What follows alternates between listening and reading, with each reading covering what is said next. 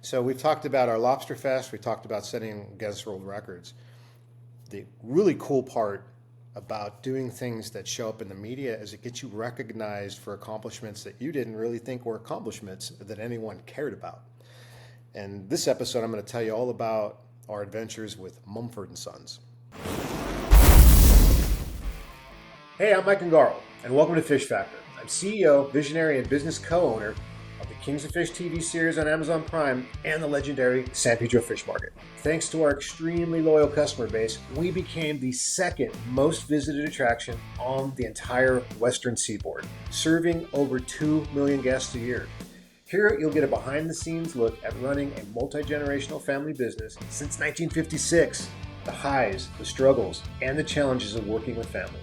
Subscribe now so you don't miss it. So about 12 years ago, we were heading up into Easter and Good Friday season, and we got a call. I think it was Golden Voice, who was promoting a concert tour called the Railroad Revival Tour. And on this tour were several bands, one of them being Mumford & Sons, who had just won a Grammy. And the concept behind the tour was it was going to leave on a train out of Oakland, and they were looking for places the train stopped that had a waterfront venue or some sort of a venue where everyone on the train could get off and perform. And they reached out to the Port of Los Angeles, our landlord at the time, saying, hey, we'd really like this train to stop here, and we have these 4 or 5 bands are going to get out. One of them just won a Grammy. It's called Mumford & Sons, and they want to perform in your parking lot. Can you help us? And the Port of LA, they're focused on delivering cargo for the world. Entertainment really wasn't their thing. So they kind of declined, we're too busy, we don't want to deal with that right now. So Golden Voice reached out to us and we said, hey, we know that you guys do this Lobster Fest and we know you bring in talent, like, you've had Jason Mraz and English Beat and X and all these other bands come in. Could you help us? We can't figure out how to get some traction with the Port of LA, and this is kind of potentially a really big deal. So we had friends, family, uncles, and whatnot working at the Port of LA. We reached out and said, hey, the Port of LA declined this event. We don't understand why. It's kind of a big deal. We think it would be great for the community and for the waterfront. Can you help us out? And we did. So Golden Voice is like, hey, thanks so much for making this happen. We worked out a date. We're going to land. The train's going to arrive on Good Friday. We're going to set up a stage in your parking lot. Mumford & Sons, Edward and the Magnetic Zeros, Scarecrow Medicine, I think was the other band. It's 12 years ago. I'm sorry, trying to remember all this. But you could search it on if you Google or search Railroad Revival Tour, you'll find this tour. So they stopped in San Pedro. And we're watching the stage go up, and because we were able to make it happen, the promoter's like, listen, what we'd like to do is you guys can handle the beer. We'll set you up with Budweiser. We just need people to serve it.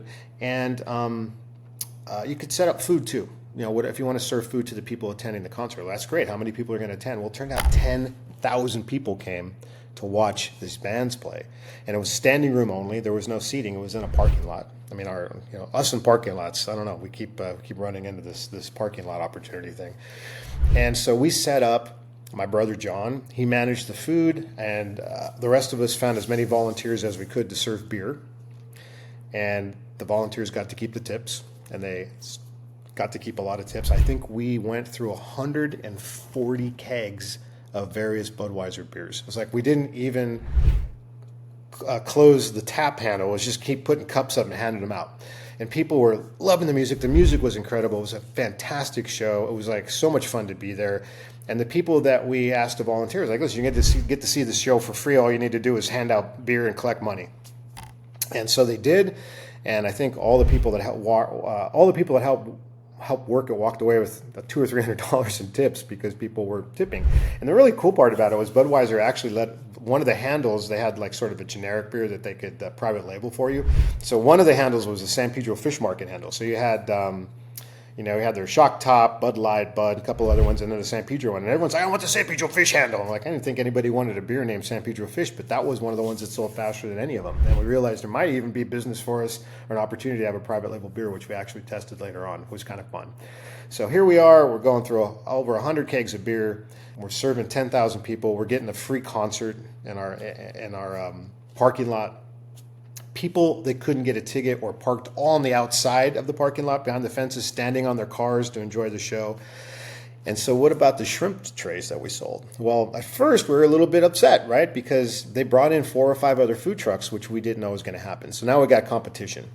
And these food trucks were all instructed the same way we were, which was, listen, people aren't coming in here to stand in line for food or beer. They're coming to watch the show.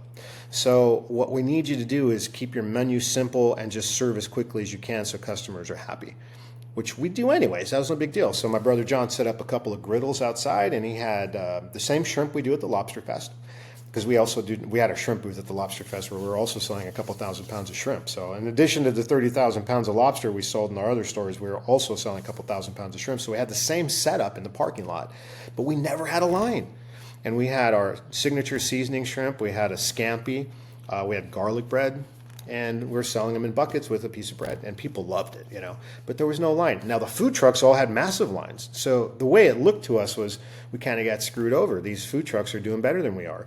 But what we found out at the end of the concert was we sold another 1,000 or 2,000 pounds of shrimp, and the food trucks didn't do that well. And the problem was they didn't simplify their menu. They still had these massive menus, and they didn't design their steps of service, if you will, or their operational system to handle high volume. So they're doing one order at a time. And if you ever go to an event where there's food trucks, you typically order and you have to wait. So people are getting irritated because they wanted to watch the show and they ended up having to wait for food. So instead they came to our no-line location where we were able to just bang out the shrimp buckets, is what we're calling them. And we did pretty well, and the beer sold. The concert was awesome, and we never were able to do it again. And I would love to. So in our new location in West Harbor, fast forwarding to the present day, where there's going to be an amphitheater and live concerts, I think we're going to start seeing some of that magic returning to the waterfront. We're really excited about it.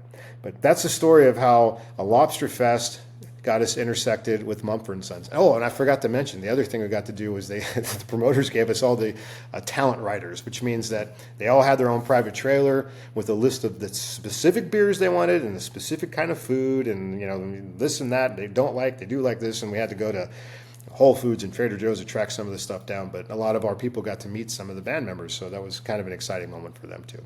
Anyways, that's the end of this story.